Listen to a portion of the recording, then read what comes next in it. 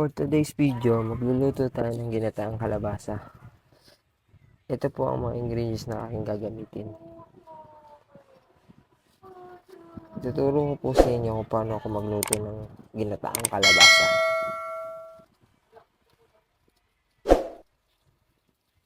Lagyan po natin ng mantika, sibuyas, luya, at bawang. At imekos-mekos na natin yan.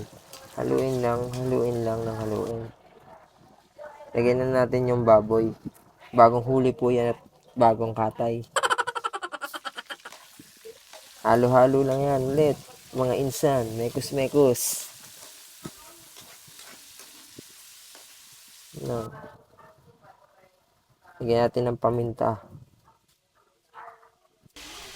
Lagyan natin ng magic sarap para lalong sumarap. Ubus na pala. Simutin na lang natin. Rock salt. Legal na ba to? Galing pa sa dagat. Halo-halo lang ulit. Mekos-mekos natin ulit yan, insan. Takpan natin. A few minutes later. After so many years. Joke lang pala. Lagay na natin yung gulay. Pangalawang gata. Pampalambot. Sili, pampaanghang. Nor pork cubes. Pampalasa para lalong sumarap ng ginataang kalabasa natin. Haluin ang takpan natin mabuti. Hanggang sa Later.